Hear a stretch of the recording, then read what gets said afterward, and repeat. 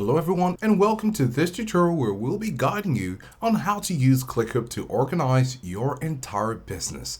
If your business organization feels chaotic, relying on scattered spreadsheets, siloed communication in chat apps, and an endless array of to-do lists, you're not alone. The solution isn't adding more tools, it's building a unified operating system, and that system is ClickUp. In this complete walkthrough, we're going to show you exactly how to transform ClickUp from a simple task manager into the centralized hub for your entire business. We'll cover the precise actionable steps to integrate every department from marketing and sales to product development and finance into one seamless workflow. The link to ClickUp is in the description so you can try it out yourself after this tutorial. And note that the free trial should be more than enough to test ClickUp for yourself before committing to a paid plan where you can have a more robust set of features. Now in this guide, we'll be focusing on 3 foundational phases required to master business organization in ClickUp. Phase 1.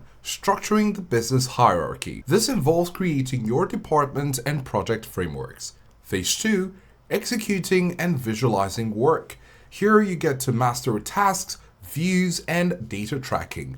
And phase 3, automation and reporting. And by the end of this guide, you have the blueprint to stop managing chaos and start managing a high efficiency machine. Let's begin by laying the foundation. Now the key to organizing your entire business in ClickUp is mastering the vertical hierarchy, the chain of organization that flows from your workspace down to your individual task. Step 1. Define your workspace or departments.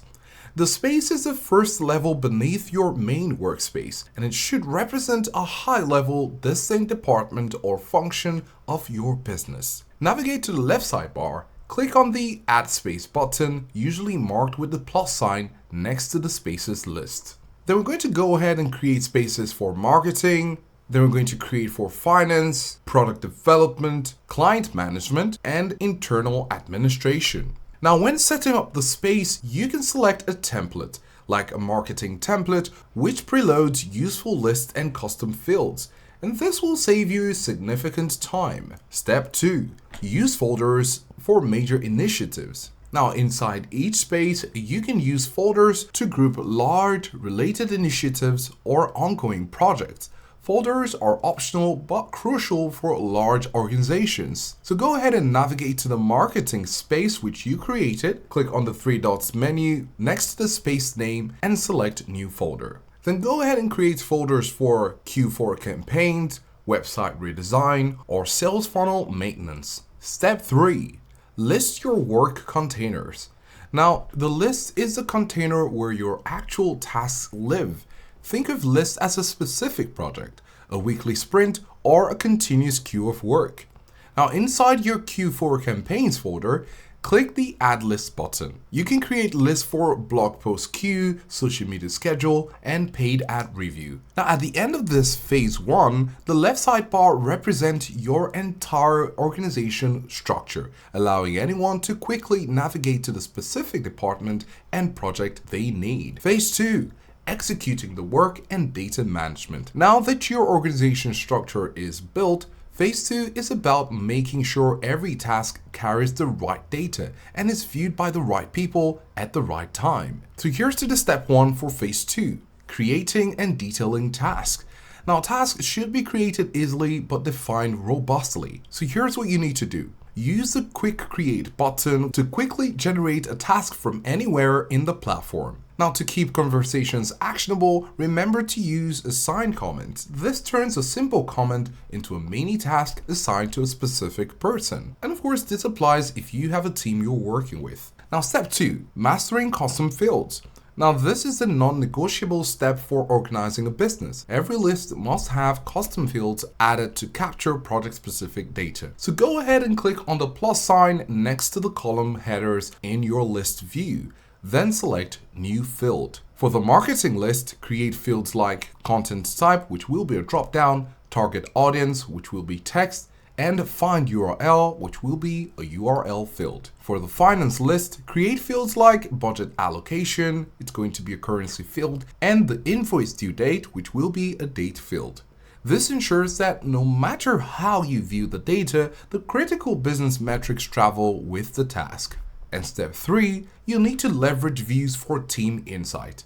The biggest mistake is leaving the team locked in the default list view. Isn't visualizing the same data in different ways for different roles. So here's what you need to do. While inside the list, look at the top toolbar and click the plus view. For production management, switch to board view to see tasks moving through the pipeline. For leadership and executives, add the workload view, and this is if you're on the business plans to see who is over or under capacity across the entire department, enabling data-driven resource allocation.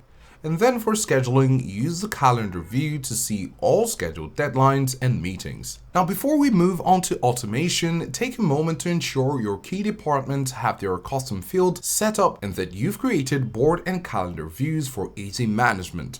This is the foundation of a scalable business structure.